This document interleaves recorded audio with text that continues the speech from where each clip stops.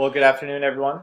I want to thank you again for taking the time out of your busy days. I know with your families and life in general, we get busy and things are hectic, and it really turns into kind of a juggling act that we live our lives here.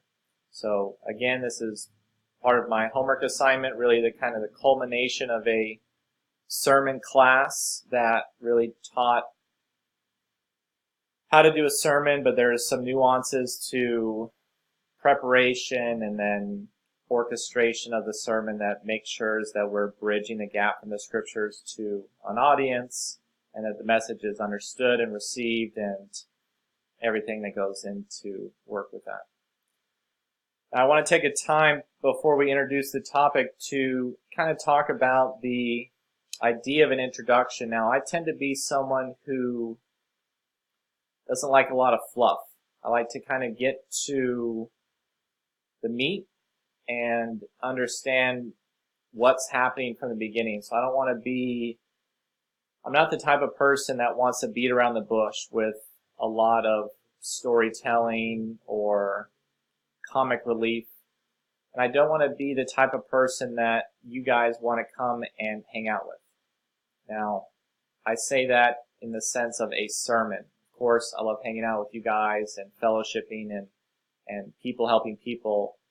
That's not what I'm talking about when it comes to like our community.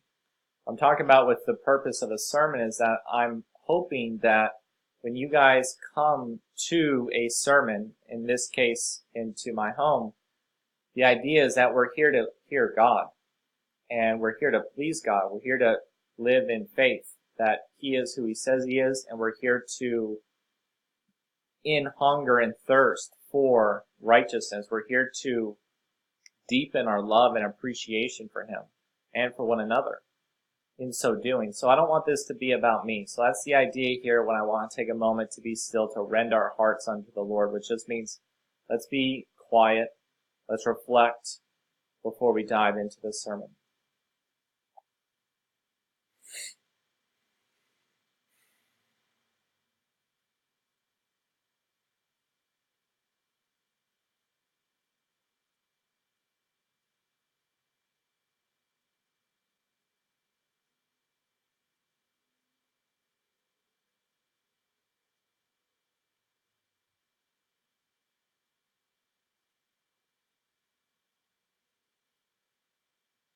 Abba Father, we know that you are great and merciful and abounding in steadfast love. We also know that you are just in your ways. We know that your ways are higher than our ways. We need your help to lean not unto our own understanding, Father. Help us lean unto you. Draw us closer to you, Father. We seek you. We want to know you. We want to be with you. We want to share in your suffering, becoming like you in your death and resurrection, Father. But we can't do this on our own. By faith, we acknowledge your Son, His sacrifice to coming and dwelling amongst us by giving His life on the cross and then being raised from the dead. Give us ears to hear your truth, your wisdom, Father. Give us eyes to see your way.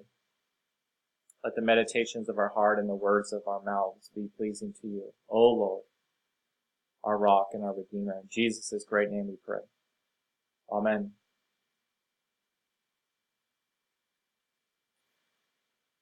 Praise God for who He is.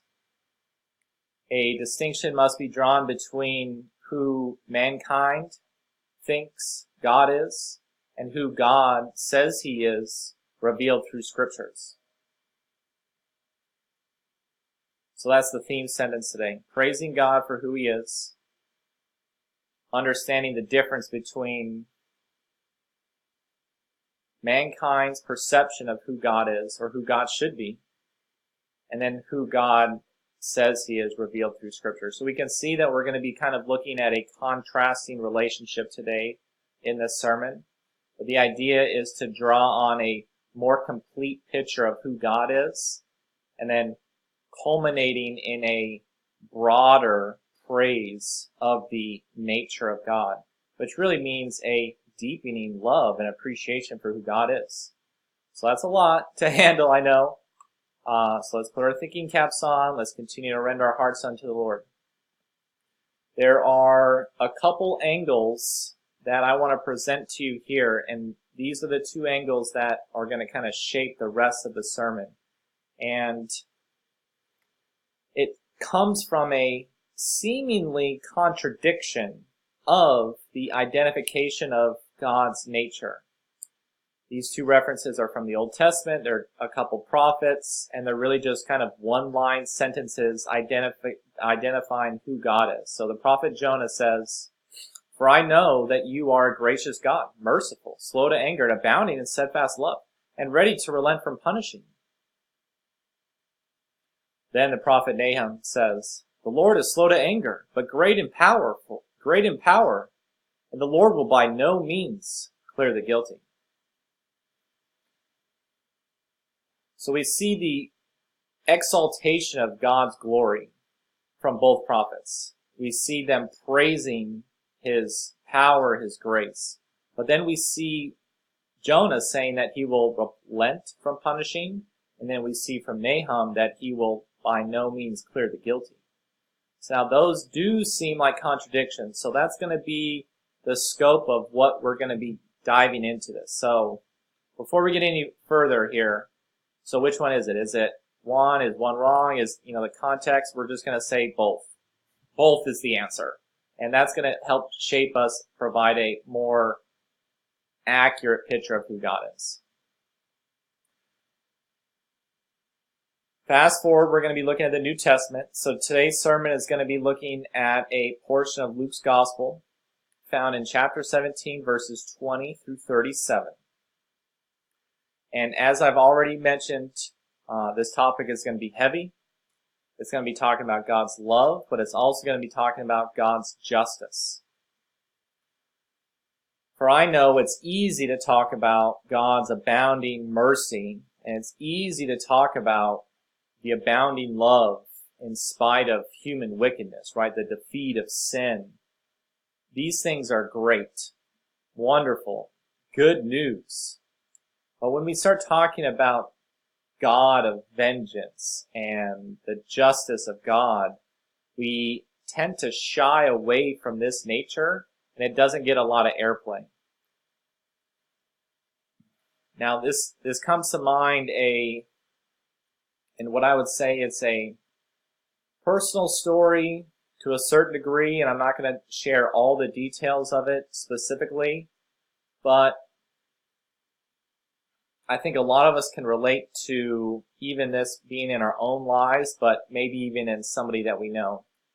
And it's kind of like hiding something, or in our opinions, a fault of someone's character, of a loved one, right? So we're hiding a fault from a loved one from other people. So imagine with me, if you will, we have the idea of a parent who has a tendency to do something, we'll just say it's unbecoming of the nature of Christ. Something that's sinful, something that's wrong. Now, the reality is that we would defend that person, or at least I would think that we would defend that person not for their actions of what they're doing, that sinful, wrong deed, but we would heighten their good deeds. So we would say things like, my parents or my grandparents are so loving, so kind, they provide for me, food, shelter, or, the list goes on and on. But the tendency is that we would not mention that aspect of our relationship that would be embarrassing to us. That is my opinion on what we think about when we omit God's justice upon the world. I think we're embarrassed. I think we're embarrassed that a loving God will completely and utterly destroy billions of people. And it's hard to talk about. But are we doing justice to God's nature by leaving out a massive component of who he is to heighten another component of God being graceful, and merciful? And the answer is we are doing a disservice to God by not speaking about both aspects really in harmony with one another. So this particular story in Luke, it does an amazing job at connecting a couple other massive stories in the Old Testament. It's not the place that we're going to dive into those two particular stories because those are multiple sermons or discussions in it of themselves. So we're just going to highlight a couple points, exactly what the New Testament author Luke is doing. He just mentions them in passing, so we're going to do a little bit of that, and it's the same thing. So without further ado, once Jesus was asked by the Pharisees when the kingdom of God was coming, and he answered, "The kingdom of God is not coming with things that can be observed, nor will they say, 'Look, here it is,' or 'There it is,' for in fact the kingdom of God is among you." Then he said to the disciples, "The days are coming when you will long to see one of those days, the Son of Man, and you will not see it. They will say to you, 'Look there,' or 'Look here.' Do not go. Do not set off in pursuit. For as the lightning flashes and lights up the sky from one side to the other, so will the Son of Man be in his day. But first he must endure much suffering and be rejected by his generation. Just as it was in the days of Noah, so too it will be in the days of the Son of Man. They will be eating and drinking and marrying and being given in marriage until the day Noah entered the ark and the flood came and destroyed all of them.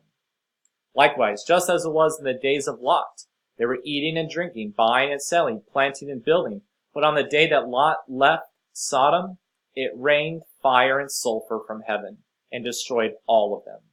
It will be like that on the day the Son of Man is revealed. On that day, anyone on the housetop who has belongings in the house must not come down to take them away. And likewise, anyone in the field must not turn back. Remember Lot's wife? Those who try to make their life secure will lose it, but those who lose their life will keep it. I tell you, on that night there will be two in one bed. One will be taken and the other left. There will be two women grinding meal together. One will be taken and the other left." Then they asked him, "Where, Lord?" And he said to them, "Where the corpse is, there the vultures will gather." So I'll take a moment and tremble at God's words.